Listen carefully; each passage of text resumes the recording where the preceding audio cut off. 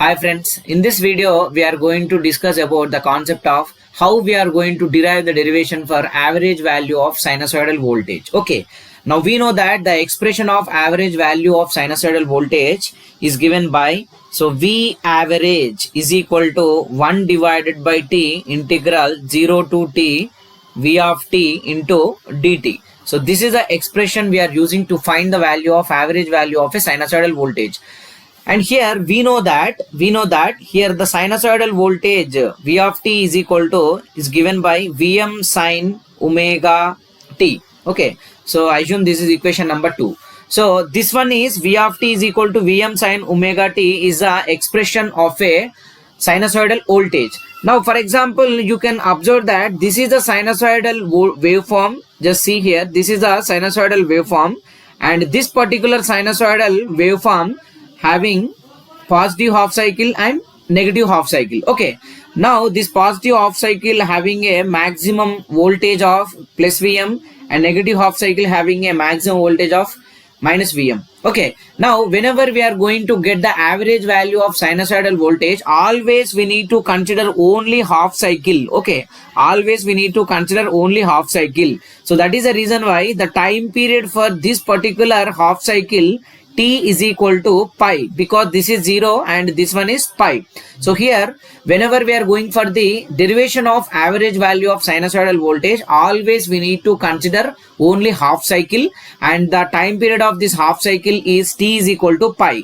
Why we are taking only half cycle, why we are not taking complete cycle, means that the average value of complete cycle is always 0. So that is the reason why the average value of sinusoidal voltage we are deriving means we always consider only the positive half cycle. Okay, so here t is equal to pi is the time period of the half cycle.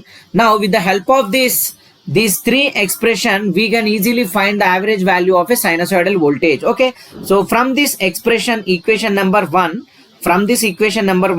so V average is equal to 1 divided by T integral 0 to T V of t into dt. Now substitute these values T and V of t here. So 1 divided by T means pi, integral 0 to pi, V of t means Vm sin omega t, and this is d omega t. Here we are using omega t, that's why we are using, instead of t we are using omega t. Okay, now see here, just simplifying this expression, you will get the complete final response of this particular system. Okay, now see how we are going to deriving this particular expression. Now see, so V average is equal to 1 divided by pi, here integral 0 to pi Vm sin omega t into d omega t. Now simplifying this expression, so Vm divided by pi integral 0 to pi sin omega t into d omega t.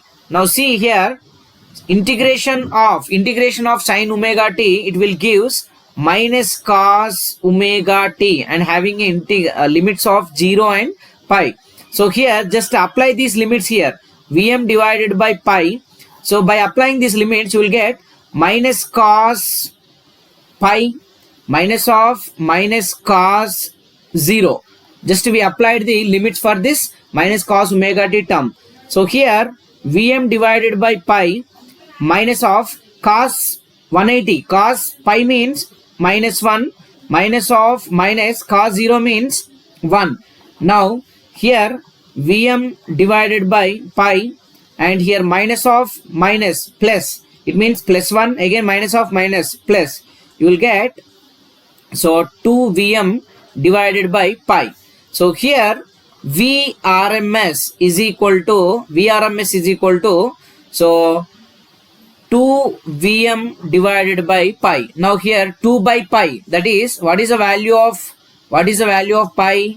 The value of pi is, so 2 divided by the value of pi is 3.14. Okay, now see here the final value this is V average, so this is V average value. Okay, so V average is equal to so Vm into 2 divided by 3.14. So here V average is equal to Vm into, by simplifying this one, you will get 0.6369. So here V average is equal to, so 69 we can take 7 nearly. Okay, so that is the reason why 0.637 Vm. So this is the average value of a sinusoidal voltage. Okay, so like this we need to find the value of average value for sinusoidal voltages. So thank you so much for watching, and please do subscribe my channel for more updates. Thank you.